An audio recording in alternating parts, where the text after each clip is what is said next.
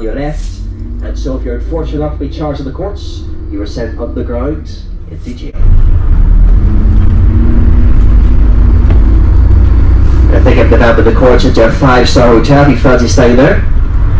You can sit and maybe at the Crumb, which is what people used to call the jail. And so imagine saying, I spent a few nights at the Crumb, and people not knowing whether they're talking about the hotel or the jail. I didn't think that one through, did I? These buildings to your left are part of the Manor or the Manor Hospital. Some call it the Manor, while others call it the Manor. Well, some say it doesn't matter what you call it, but during the troubles it did, that's how you pronounce words tend to signify which side of the pig divide we belong to. These things matter during the troubles.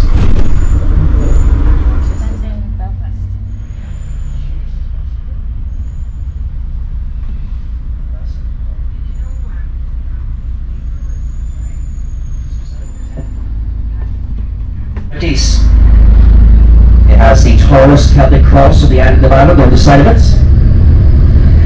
The latest addition to the cathedral is the spire on top, the spire up, and in 2007 it became the tallest building in the city, and 100 metres tall if you add the spire. There's many grand buildings along one avenue here. This is Belfast Central Library on your right. You may have wondered why so many places in the city centre named after castles, but there's no castle in the city centre itself. For example, our stop number 1 is in Castles Pass, Castle Court here. There's also another great bar called White's Tavern. They have the oldest liquor licence in the city, dating back to 1630. White's Tavern is just beside where our stop number 1 is. You'll see a sign for it when a bus parks into our spot. So Kelly Sellers is just up here to your right. The Sudbury Street. Don't forget that the Christmas market is being held in the grounds of our City Hall. Our City Hall is just ahead of us here. We come to the end of our tour now. On behalf of myself, Owen, and on behalf of your driver, Liz, I'd like to say thanks for coming to Belfast and coming on our tour today. Belfast weren't satisfied with that expedition, and so they came up with a new one. It's just ahead of us is once known as a red light district, and ladies of the night usually up against a cocktail looking for the nighttime customers. They blame men and pushing over with their feet. That's just one of the stories here at Belfast. Flowing underneath this road inside of a tunnel is the River Farset. That's where Belfast gets its name, as Belfast in Irish, Yell Fairsta means at the mouth of the Sandy Ford. And this is where Belfast began as a town. This is our stop number 2 now for the Customs House Square and the Customs House, coming up on your left. During the days when ships used to come up to this part of town, our Customs House on your left was used as a temporary jail. Drunken sailors used to be locked up in there. I'm sure there weren't too many of those in Belfast. Certainly not. It was placed there by John Kindness in order to celebrate the return of salmon to the River Lagan after a period of 200 years. They say if you kiss a fish, that will make you more intelligent. But neither Liz nor I need that, but if you think you do, give it a kiss and see what happens. You've nothing to lose. Now the first reference to Belfast on a map was an old Roman map of Hibernia, or Ireland. The Romans never came here. They called us Hibernia, which means a cold and damp place. I wonder why. And they stayed far away. But on that map was River Logia, or the River Lagan.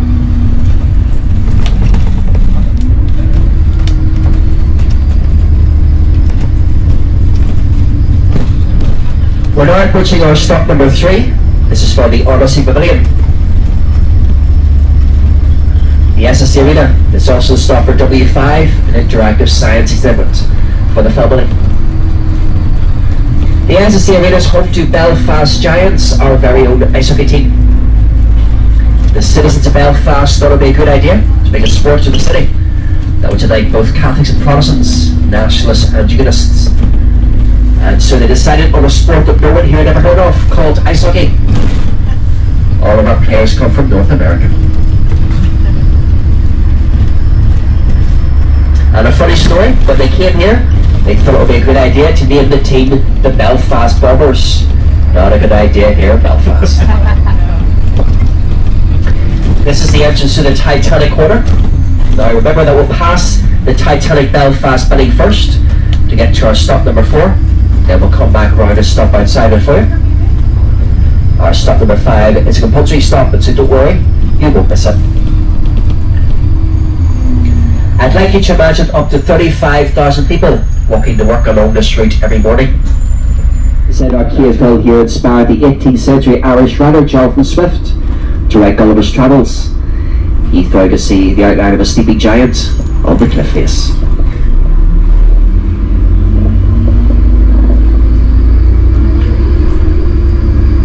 Ahead on your right is the Titanic walkway. On the walkway out to your right is a great light. It dates back to 1887, the world's first ever radio lamp. This building just ahead of us was the old paint hall of Harland and Wolff. That's where Titanic would have been painted. Today it belongs to the Titanic Studios. Many films and TV shows have been made here of late, such as the HBO TV series The Game of Thrones filmed here. There's a set for the TV series The Game of Thrones resembling a castle used during filming here. You'll see that set coming up on your left as we turn. You'll see more of it as we pass the Titanic Experience Centre, the large tent coming up on your left as well. So if you keep looking ahead on your left, you'll see parts of that set.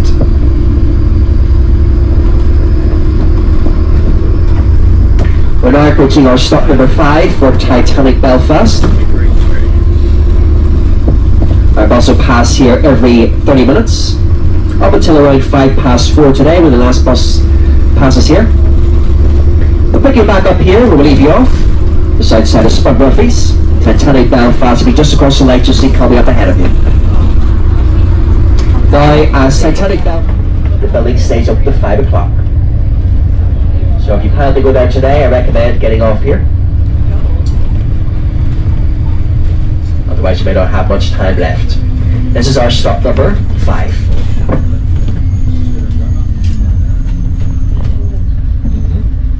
Up to your left. The H and W on the side does not stand for hello and welcome. I know we're very friendly here in Belfast, but stands for Harland and Wolff, the owners of the shipyard. The Bombardier aircraft factory is based on this site today. That's where they manufacture parts of aircraft. This explains why Belfast was one of the heaviest bombed cities on these islands during the Second World War. And this part of Belfast, East Belfast, was the heaviest bombed part of the city, as most of the industries are based here. Well, there's always one.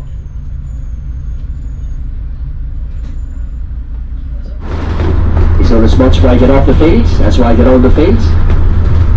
He's a bit of a playboy during his day. Over 10,000 people assembled here in the city to see his public funeral service after he passed away. They weren't all his ex-girlfriends, have you know? No, George Best is celebrating. Tottenham Hotspur.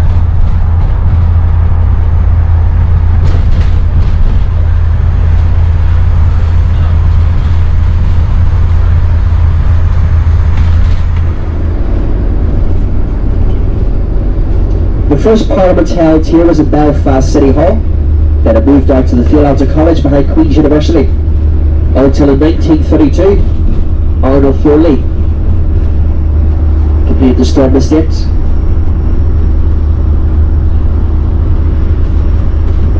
Or you'll be out very shortly.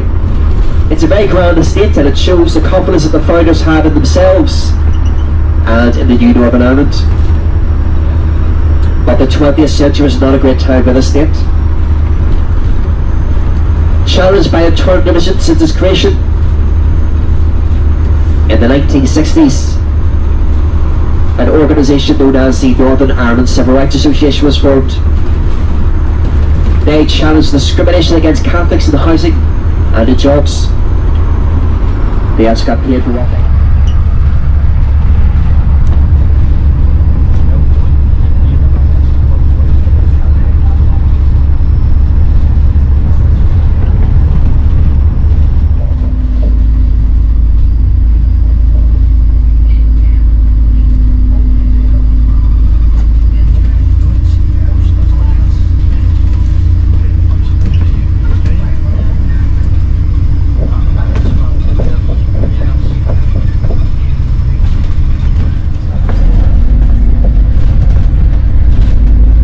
enter the grounds of the Stormont Estate via the front gates, designed in the neoclassical style, the same style as the Stormont Assembly building.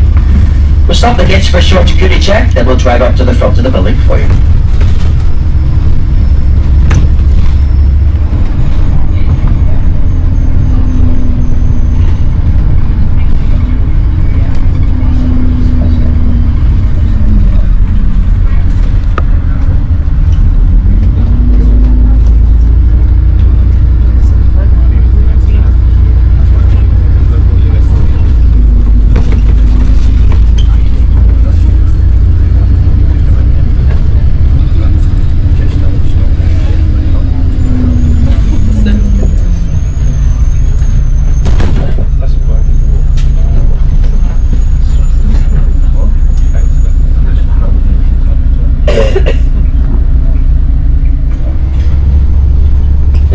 Out of white Portland stone.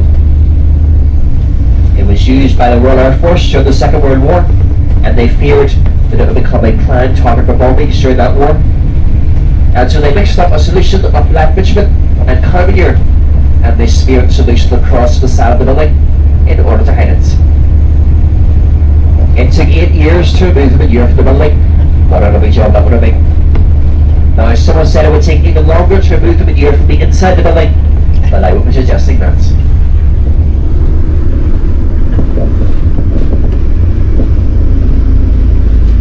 The statue of Edward Carson is just ahead of us. He's facing Dublin in defiance. Without him, this state would not exist, although he never wanted it to. He was using the ulcer-resistance merely as a strategy to prevent home rule anywhere in Ireland. And when this state was created, he left, never to return again, regarding it as his greatest plague of failure. Well, he's now buried inside St Anne's Cathedral in the centre of Belfast today, and so he's here for good now and cannot leave us even if he wanted to.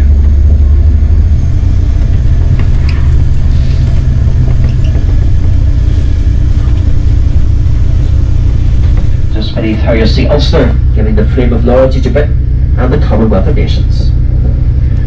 So a bus will pass here every 30 minutes, so pick you back up and we'll leave you off just here. If you want to enter the building, you can do so. Ahead on your left is a small black building. It's a security entrance, so you have to pass through there if you want to enter the building. So this is our stop number 6 here.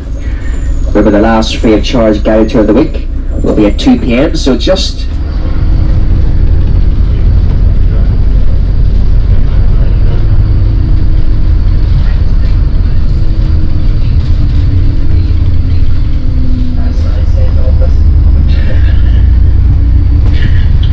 when this estate was completed in 1932, it was at the tail end of Belfast's most prosperous period.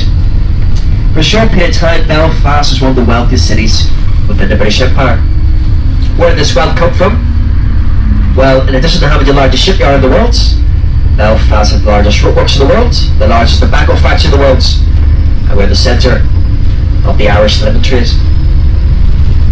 Sadly, all these industries have been in decline. For example, the last ship to be built in Belfast was called the Anvil Point. It was built in 2006. Our population also went in decline during the Troubles. Today in Belfast we have a smaller population than we had over 100 years ago. Although since the passing of our Good Friday Agreement in 1998, our population has steadily increased here, year on year. The population of Belfast has soon approached 340,000. That's down from 400,000 in the 1950s before the Troubles broke out here, but up from 250,000 in the 1970s when the Troubles were at their height. These grounds to your left are part of one of Belfast's best known schools called Campbell College. The author C.S. Lewis attended there, and they say that he was inspired by a lamppost he saw on the grounds of the college to write his Narnia book series, The Chronicles of Narnia. He didn't spend too long at the school though. Lewis was very sick while growing up, so he spent most of his time at home. C.S. Lewis was born and grew up in a house on the other side of this roundabout, beyond the trees ahead on your right in the distance. In fact, today is his birthday, so he was born on this day. So our stop number 8 is next for CS to a square. Anyone getting off here?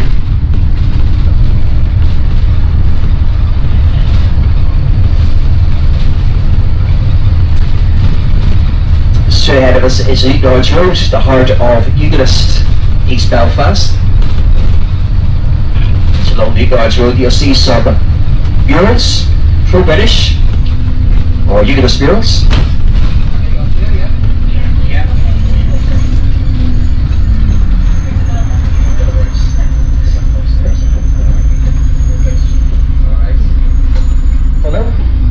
In the 18th century, the United Irish were founded here. Many of their early members were Presbyterian. Here on your left.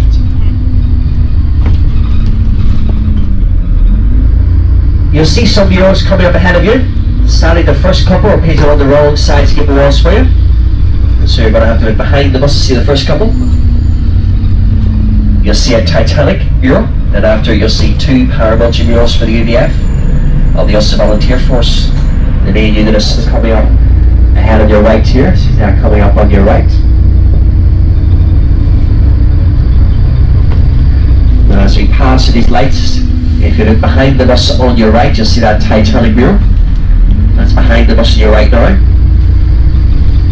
And now if you look behind the bus on your left and your right, you'll see 2 paramilitary murals for the UVF. This building coming up on number 9 is next for Freedom Corner. It's all these gable walls coming up ahead on your right that you'll see murals of many of the US paramilitary organisations. And it's on the second wall coming up on your right that you'll see a gun man pointing a gun directly at you. So if you watch him as we pass on the bus, and he follows you down the road. He's known locally as the East Belfast Mona Lisa. Very creepy.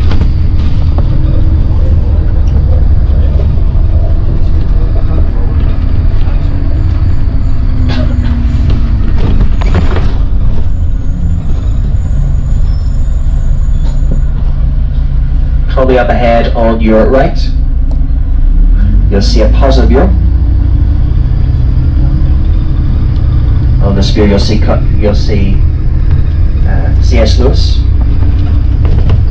But to your left you'll see less positive images. There are barriers, fences, and there's even some mesh in the house windows. That's the Catholic Nationalist Short Strand area. It's in the working class parts of Belfast where the political divisions are clearest. Thankfully, due to cross-community work, community relations are improving here. These Scots symbolise peace and harmony. She's is known as the Beacon of Hope, but the people of Belfast don't think we name her. She's now known as Nula with the Hula, the door on the ball, that thing with a ring. Some people even refer to her as a waste of money. Very disrespectful.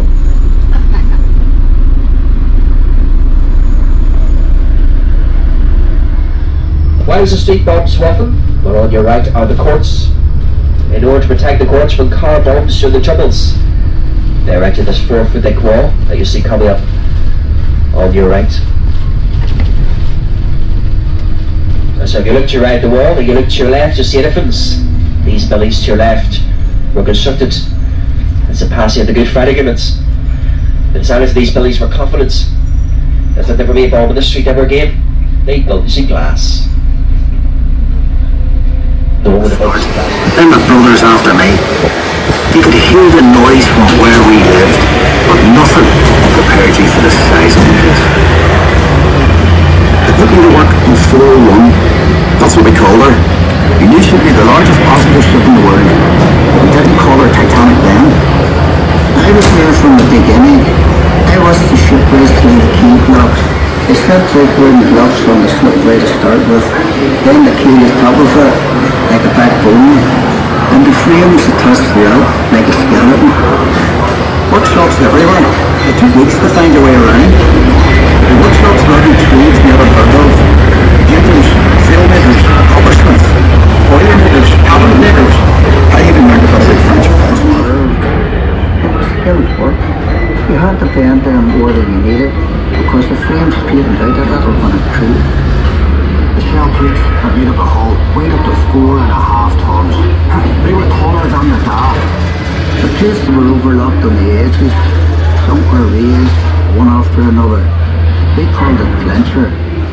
One of the foremen told me years ago, that's how you built these ships. I work as a heater boy. You had to heat the rivets on a wee plate. You pump the bellows till a rivet was white hot, then you get a hold of it with your tongs and throw it up to the catcher, and he put it in the hole in the plate with the holder up. There were two of us on the other side of the plate that hold her up. We had to hammer the rivet so it filled the hole before it turned dull red. The double bottom. That's a wee space we call the tanks, made up of steel plates. The rest of the rivet squad all had to fit into that gap.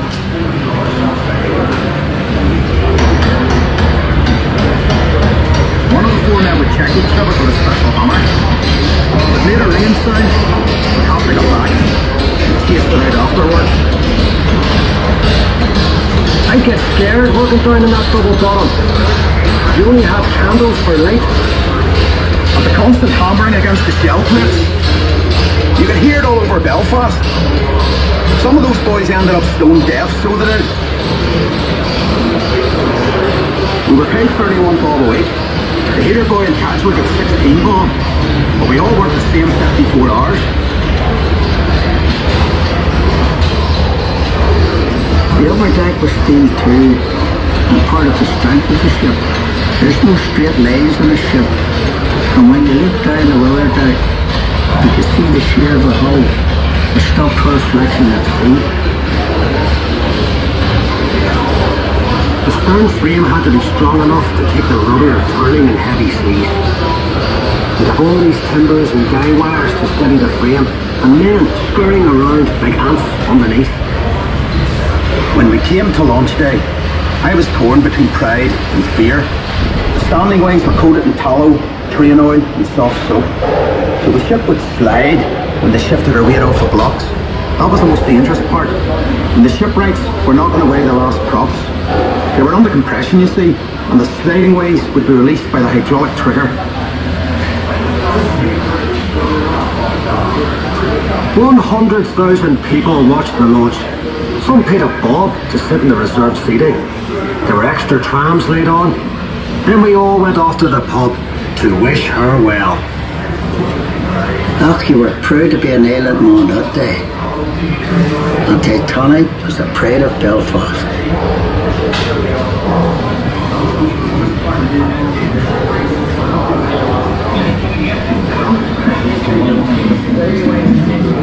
Thank you for joining us. The tour will end in a few seconds. Please exit the car carefully and